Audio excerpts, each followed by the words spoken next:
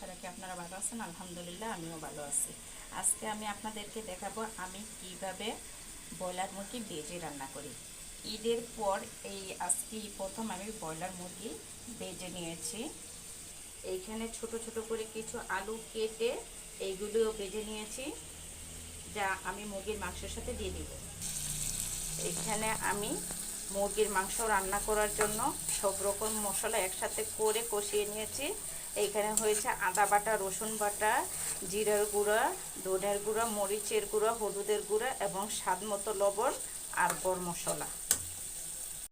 মশলাটা কষানো হয়ে গেছে, এবার আমি ভেজে রাখা মুরগিগুলি দিয়ে দিচ্ছি। ভালোভাবে নেড়ে চেড়ে নেব। ভালোভাবে নেড়ে চেড়ে নিয়েছি, এবার আমি ঢেকে দিয়ে কিছুক্ষণ মাংসটাকেও কষিয়ে নেব। মুরগির মাংসটা কষানো হয়ে গেছে, এবার ভেজে রাখা আলুগুলি দিয়ে দিলাম ভেজে রাখা আলুগুলি। এবার ভালোভাবে নেড়ে চেড়ে নেব।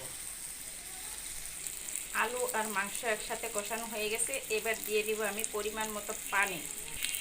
দিয়ে দিচ্ছি পানি দিয়ে দিয়েছি, এবার ঢেকে দিব। মুরগি রান্না করাটা প্রায় হয়ে আসছে, এখন আমি 1 চামচ জিরের গুঁড়া ছিটিয়ে দিয়ে দেবো উপরে, যাতে ভালো করে ঘ্রাণ আসে।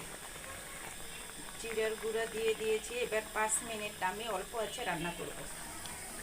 হয়ে গেল আমার আলু আর ব্রয়লার মুরগি ভেজে রান্না করা। যদি এই রেসিপিটা আপনাদের ভালো লেগে থাকে তাহলে একটা লাইক, কমেন্ট এবং শেয়ার করে দিবেন। সবাইকে ধন্যবাদ জানিয়ে শেষ করছি। আল্লাহ হাফেজ।